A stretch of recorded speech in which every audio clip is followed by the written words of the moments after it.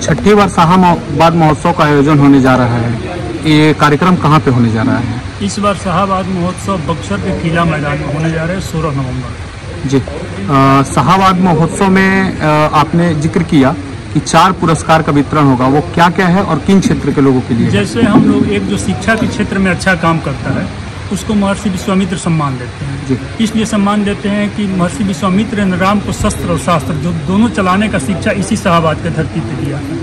एक हम लोग नृत्य संगीत के क्षेत्र में, कला के क्षेत्र में जो बेहतर करता है वो बिस्मिल्लाह खान के देते हैं, भारत रत्न जो बिस्मिल्लाह खान साहब थे उनके नाम पे देते हैं।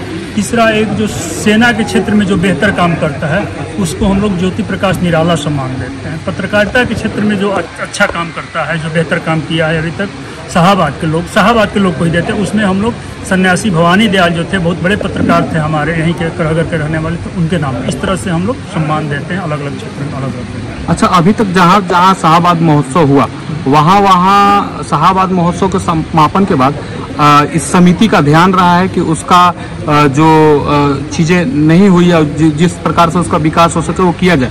तो बक्सर के लिए इस बार आपने क्या सोचा है?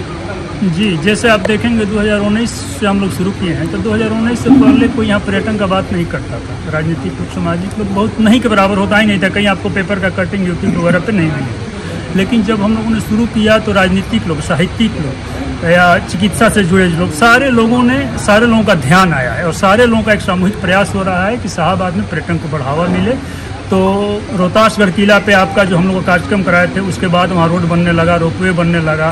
हम लोग मुंडेश्वरी में कराए थे तो मुंडेश्वरी में आपका वहाँ एक बहुत बड़ा पार्क बन गया, सबका ध्यान आया। तो इससे पहले जगदीशपुर में कराए थे हम लोग, वहाँ एक हम लोगों का मांग था, तो वहाँ के जो मंत्री थे RK सिंह साहब, उनके सहयोग से वहाँ बहुत बड़ा संग्रहालय बन गया है सैनिकों का। ये सब काम हो रहा है। और इस बार जो बक्सर में कार्यक्रम हो रहा है, तो बक्सर चूँकि विश्वामित्र के नाम से जाना जाता है, तो महर्षि विश्वामित्र का वहाँ कोई मूर्ति नहीं है, न उनके नाम पर कोई बड़ा चीज़ है।